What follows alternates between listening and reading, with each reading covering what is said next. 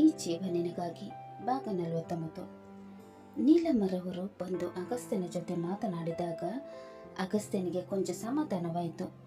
ಅರ್ಜುನ್ ತನ್ನ ತಂದೆಗೆ ಹೇಳಿ ಅವನಿಗೆ ಹೆಲ್ಪ್ ಮಾಡ್ತಾನೆ ಅಂತ ಆದ್ಯ ಅವನಿಗೆ ಹೇಳಿದಾಗ ಅವನಿಗೆ ಮತ್ತೆ ಕಾಲೇಜಿಗೆ ಹೋಗುವ ಆಸೆಗಳು ಚಿಗುರತೊಡಗಿತು. ಅರ್ಜುನ್ ನಿಜವಾಗ್ಲೂ ನಾನು ಮತ್ತೆ ಕಾಲೇಜಿಗೆ ಹೋಗುವ ಹಾಗೆ ಮಾಡ್ತಾನ? ಹೌದು ಅಗು, ನೀನು ಖಂಡಿತವಾಗ್ಲೂ ಮತ್ತೆ ಕಾಲೇಜಿಗೆ ಹೋಗ್ತೀಯ. ಅಂಕಲ್ ತುಂಬಾ ಪವರ್ಫುಲ್ ಲಾಯರ್ ಅಂತ ನಿಂಗೇನೆ ಗೊತ್ತಲ್ವಾ? ವಿಷಯ ಏನಾದ್ರೆ ಅವ್ರಿಗೆ ಗೊತ್ತಾದ್ರೆ ಅವ್ರು ಖಂಡಿತವಾಗ್ಲೂ ನಿಮ್ಗೆ ಹೆಲ್ಪ್ ಮಾಡೇ ಮಾಡ್ತಾರೆ. ಹೌದು ಕಣು, ನೀನೇನು ಚಿಂತೆ ಮಾಡಬೇಡ. ನೀನು ಕಾಲೇಜ್ಗೆ ಮತ್ತೆ ಹೋಗ್ಲಿ ಅಂತ ನಾನು ದೇವರಲ್ಲಿ ಪ್ರಾರ್ಥನೆ ಮಾಡ್ಕೊಳ್ತೀನಿ.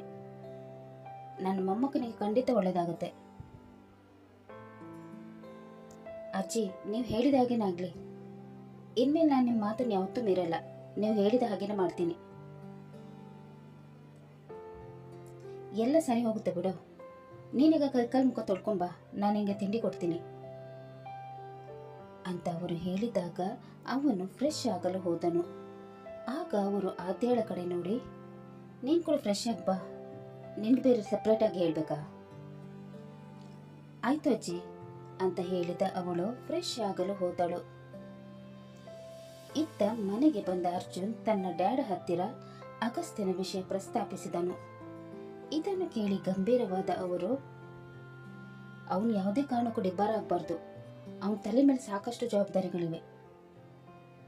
ಅದನ್ನು ನಿಭಾಯಿಸೋಕ್ಕೋಸ್ಕರನಾದ್ರೂ ಅವನು ಕಾಲೇಜ್ ರೀಜಾಯ್ನ್ ಆಗಲೇಬೇಕು. ಅವನು ಡಿಬ್ಬರ್ ಲೆಟರ್ ಅನ್ನು ಹೇಗೆ ಕ್ಯಾನ್ಸಲ್ ಮಾಡಿಸಿದ ಡ್ಯಾಡ್? ಆ ವಿಷಯ ನನಗೆ ಬಿಡು, ನಾನೆಲ್ಲ ನೋಡ್ಕೊಳ್ತೀನಿ. ಅಗಸ್ತ್ಯ ನಾನು ಡಿಬ್ಬಾರ್ ಮಾಡಿ ಆ ಪ್ರಿನ್ಸಿಪಾಲ್ ದೊಡ್ಡ ತಪ್ಪು ಮಾಡಿಬಿಟ್ಟ. ಅದಕ್ಕೆ ಅವನು ಬೆಲೆ ಕಟ್ಟಬೇಕಾಗುತ್ತೆ. ಬೆಲೆ ಕಟ್ತಾನೆ, ಕಟ್ಟೋ ಹಾಗೆ ನಾನು ಮಾಡ್ತೀನಿ ಅಂತ ಹೇಳಿದ ಅವರು ಯಾರಿಗೂ ಕಾಲ್ ಮಾಡಿದರು. ಅವರು ಯಾರಿಗೆ ಕಾಲ್ ಮಾಡಿದ್ದು ಅಂತ ಅರ್ಜುನನಿಗೆ ಗೊತ್ತಾಗಲಿಲ್ಲ. ಆದರೆ ಏನೋ ದೊಡ್ಡದಾಗಿ ಮಾಡಕ್ಕೆ ಹೊರಟಿದ್ದಾನೆ ಅಂತ ಅವನಿಗೆ ಅರಿವಾಯಿತು. ಫೋನ್ನಲ್ಲಿ ಮಾತಾಡುತ್ತಿದ್ದ ಅವರು, ಪುಷ್ಪರಾಜ್, ನನ್ನ ಮಾತನ್ನು ಗಮನವಿಟ್ಟು ಕೇಳು ಅಂತ ಹೇಳುತ್ತಾ ಪುಷ್ಪರಾಜ್ಗೆ ಕೆಲಸದ ಬಗ್ಗೆ ವಿವರಿಸತೊಡಗಿದರು.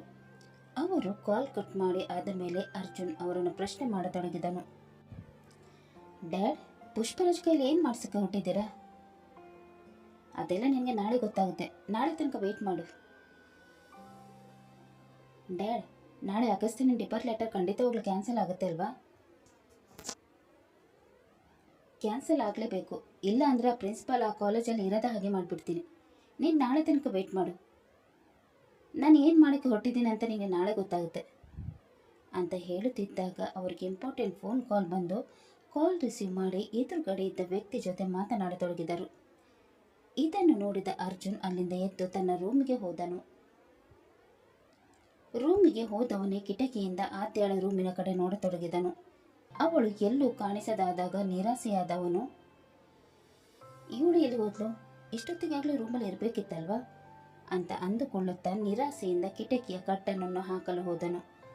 ಆಗ ಅವನ ದೃಷ್ಟಿ ಆದ್ಯಾಳ ಕಡೆ ಹೋಯಿತು. ಆಗ ತಾನೇ ಫ್ರೆಶ್ ಆಗಿ ಕೂದಲು ಬಿಟ್ಟುಕೊಂಡು ರೂಮಿನೊಳಗೆ ಎಂಟರ್ ಆದಾಗ ಅವನ ಏದೆ ಬಡಿತ ಜೋರಾಗತೊಡಗಿತು. ಆಗ ತಾನೇ ಅರಳಿರುವ ಮಂದಾರ ಪುಷ್ಪದಂತೆ ಕಂಗೊಳಿಸುತ್ತಿದ್ದಳು. ಫ್ಯಾನ್ ಗಾಳಿಗೆ ಅವಳ ತಲೆ ಕೂದಲು ಅವಳ ಮುಖವನ್ನು ಮುತ್ತಿ ಕೂತಿತ್ತು. ಅವಳನ್ನೇ ನೋಡುತ್ತಾ ನೋಡುತ್ತಾ ಹಾಗೆಯೇ ಮಂತ್ರಮುಗ್ಧನಾದನು. ಇವಳನ್ನು ಮತ್ತೆ ಮತ್ತೆ ನೋಡಬೇಕು ಅಂತ ಅನ್ಸುತ್ತೆ.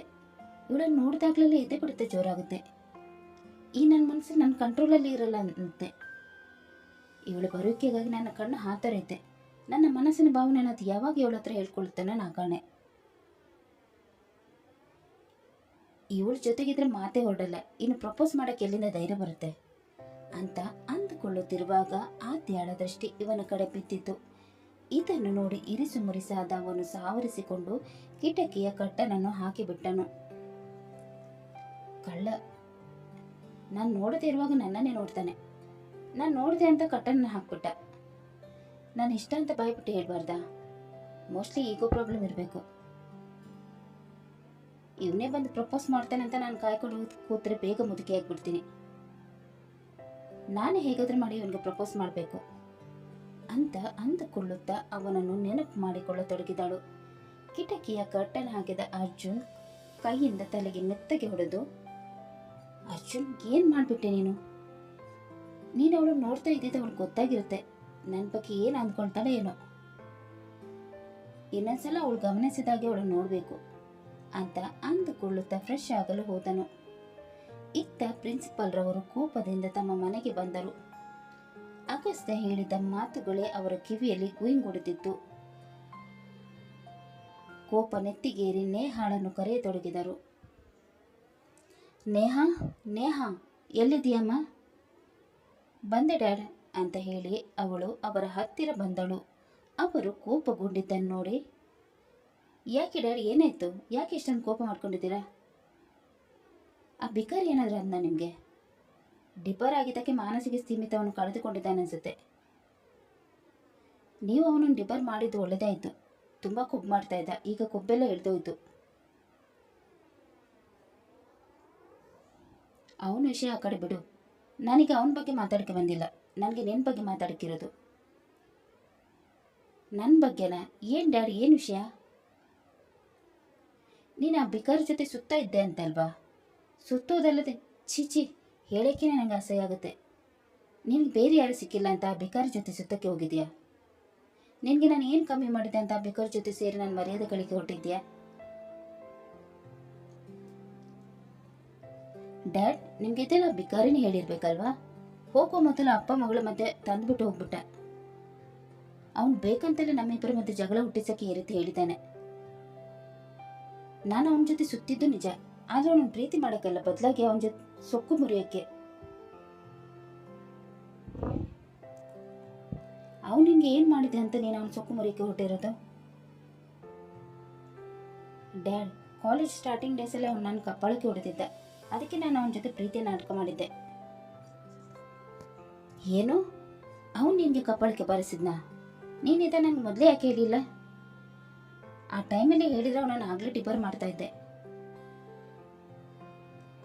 ಒಂದೇ ಸಲ ಡಿಪರ್ ಮಾಡಿದ್ರೆ ಅವನಿಗೆ ಅಷ್ಟು ಹೋಗ್ತಾ ಇರಲಿಲ್ಲ ಡ್ಯಾಡ್. ನಾನು ಅವನ ಜೊತೆ ಒಳ್ಳೆಯವ್ರ ಥರ ಇದ್ದು ಒಳ್ಳೆಯವ್ರ ಥರ ನಾಟಕ ಮಾಡಿ ಅವನ ಸ್ನೇಹವನ್ನು ಸಂಪಾದಿಸ್ಕೊಂಡಿದ್ದೆ. ಆಮೇಲೆ ಅವನ ಹಿಂದೆ ಬಿದ್ದು ಪ್ರೀತಿಸು ಅಂತ ಕಾಡಿಸಿದ್ದೆ. ಅವನು ನನ್ನ ಪ್ರೀತಿಯಲ್ಲಿ ಬಿದ್ದ ಮೇಲೆ ಅವನ ಸೊಕ್ಕೆಲ್ಲ ಮುರಿದುಬಿಟ್ಟೆ. ಇವತ್ತು ಕಾಲೇಜಲ್ಲಿ ಅವನೇ ನನಗೆ ಎಲ್ಲರಿದ್ರು ಪ್ರಪೋಸ್ ಮಾಡಲಿ ಅಂತ ನಾನೇ ಅವನು ರೆಡಿ ಮಾಡಿದ್ದು. ಅವನು ನನಗೆ ಪ್ರಪೋಸ್ ಮಾಡೋದಕ್ಕೆ ಎಲ್ಲರಿದ್ರು ಅವನನ್ನು ರಿಜೆಕ್ಟ್ ಮಾಡಿಬಿಟ್ಟೆ. ನಿಮ್ಗೆ ಅನ್ಸುತ್ತಾ ನಾನು ಆ ಬಿಕಾರಿನ ಲವ್ ಮಾಡ್ತೀನಿ ಅಂತ? ಅಂಥವ್ನನ್ನು ನಮ್ಮ ಮನೆ ಕೆಲಸಕ್ಕೂ ಕೂಡ ನಾನು ಇಟ್ಕೊಳ್ಳೋಲ್ಲ. ಬೇಷ್ ಮಗಳೇ, ಈಗ ನೀನು ನನ್ನ ಮಗಳು ಅಂತ ಹೇಳ್ಕೊಳ್ಳೋಕ್ಕೆ ನನಗೆ ಹೆಮ್ಮೆ ಆಗ್ತಾ ಇದೆ. ಅವನಿಗೆ ಸರಿಯಾಗಿ ಪಾಠ ಕಳಿಸಿದ್ಯಾ? ಹೌದು, ಆ ಸನ್ನಿ ಯಾರು? ಅವನು ನೀನು ಲವ್ ಮಾಡ್ತಾ ಇರೋದು ನಿಜಾನಾ? ಡ್ಯಾಡ್, ಸನ್ನಿ ನನ್ನ ಬಾಯ್ ಫ್ರೆಂಡ್. ನಾನು ಅವನನ್ನು ತುಂಬಾ ಇಷ್ಟಪಡ್ತಾ ಇದ್ದೀನಿ. ಅವನ ಬ್ಯಾಕ್ಗ್ರೌಂಡ್ ಚೆಕ್ ಮಾಡಿದ್ಯಾ? ಡ್ಯಾಡ್, ಅವನ ಡ್ಯಾಡಿಗೆ ಅವರದ್ದೇ ಓನ್ ಹೋಟೆಲ್ ಬಿಸ್ನೆಸ್ ಇದೆ. ದುಡ್ಡಿಗೆ ಯಾವ ರೀತಿಯಿಂದಲೂ ಕೊರತೆ ಇಲ್ಲ. ಬರೀ ಹೋಟೆಲ್ ಇದೆ ಅಷ್ಟೇನಾ? ಹೋಟೆಲ್ ಇರೋನಿಗೆ ನೀನನ್ನು ಕೊಡ್ತೀನಿ ಅಂತ ಹೇಗೆ ಅಂದ್ಕೊಂಡಿದ್ಯಾ?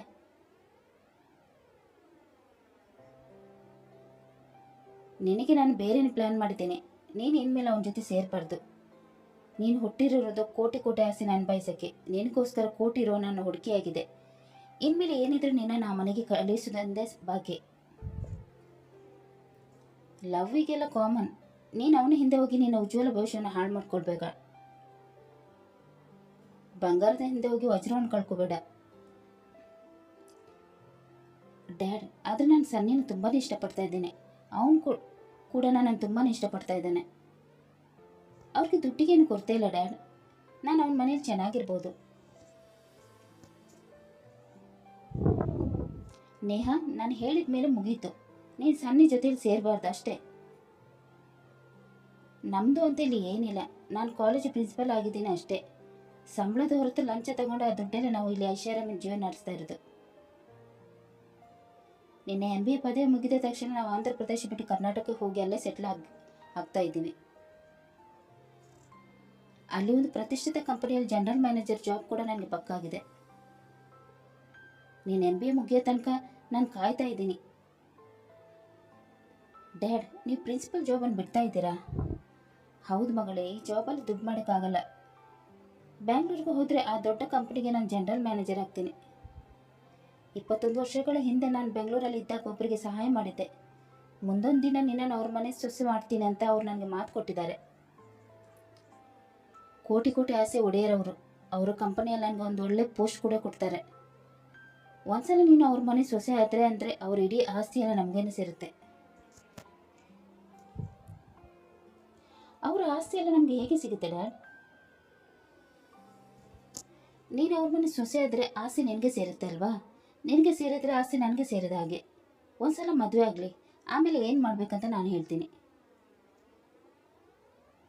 ನೀನು ಆ ಮನೆ ಸೊಸೆ ಆದರೆ ರಾಣಿ ಥರ ಇರ್ತೀಯ. ಕೈಗೊಬ್ರು ಕಾಲಿಗೊಬ್ರು ಕೆಲಸದವ್ರು ಇರ್ತಾರೆ. ಒಂದ್ಸಲ ಮದುವೆಯಾಗಿ ಆ ಮನೆ ಸೇರು, ಆಮೇಲೆ ಬೇಕಾದರೆ ಡೈವರ್ಸ್ ಕೊಟ್ಟು ಅರ್ಧ ಆಸ್ತಿ ನಮ್ಮ ಹೆಸರಿಗೆ ಬರೆಸ್ಕೊಳ್ಬೋದು. ಆಸ್ತಿ ನಮ್ಮ ಹೆಸರಿಗೆ ಬಂದ ಮೇಲೆ ನಿನಗೆ ಇಷ್ಟ ಆದವನ ಜೊತೆ ನೀನು ಮದುವೆ ಆಗು. ಆದರೆ ಈಗ ಮಾತ್ರ ಆ ಸನ್ನಿಯಿಂದ ದೂರ ಇರು. ಓಕೆ ಡ್ಯಾಡ್, ಕೋಟಿ ಆಸ್ತಿ ಬರುತ್ತೆ ಅಂದರೆ ನಾನು ಸನ್ನಿ ಜೊತೆ ಬ್ರೇಕಪ್ ಮಾಡ್ಕೊಳ್ಳೋಕ್ಕೂ ಸಿದ್ಧ. That's like my good girl. ಯಾವಾಗಲೂ ನನ್ನ ಮಾತನ್ನು ಕೇಳಿದ್ರೆ ನಿನಗೆ ಒಳ್ಳೇದೇ ಆಗುತ್ತೆ.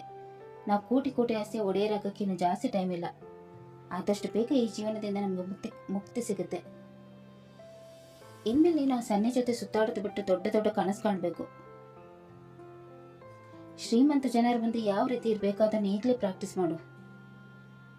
ಓಕೆ ಡ್ಯಾಡ್, ಪ್ರಾಕ್ಟೀಸ್ ಮಾಡೋದು ಬೇಕಾಗಿಲ್ಲ. ನಾನು ನಿಮ್ಮ ಮಗಳು ಅಂದರೆ ಅದೆಲ್ಲ ನನಗೆ ಹುಟ್ಟಿನಿಂದಲೇ ಬಂದಿರುತ್ತೆ. ಓಕೆ ಮಗಳೇ, ನಾನು ಹೇಳಿದನ್ನು ಗಮನದಲ್ಲಿ ಇಟ್ಕೊಂಡು ಮುಂದಕ್ಕೆ ಹೆಜ್ಜೆ ಇಡು ಅಂತ ಹೇಳಿ ಅವಳನ್ನು ಟ್ರೀಟ್ ಮಾಡತೊಡಗಿದರು. ಕತೆ ಮುಂದುವರಿಯಿತು.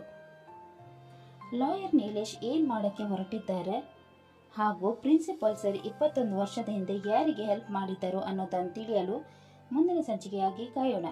ಅಲ್ಲಿ ತನಕ ಈ ಕತೆ ನಿಮಗೆ ಇಷ್ಟವಾದಲ್ಲಿ ಲೈಕ್ ಮಾಡಿ, ಶೇರ್ ಮಾಡಿ ಮತ್ತು ಸಬ್ಸ್ಕ್ರೈಬ್ ಮಾಡೋದನ್ನು ಮಾತ್ರ ಮರಿಬೇಡಿ. ಹಾಗೆ ಕತೆ ಹೇಗಿದೆ ಅಂತ ಕಮೆಂಟ್ ಬಾಕ್ಸಲ್ಲಿ ತಿಳಿಸಿ. ಧನ್ಯವಾದಗಳು.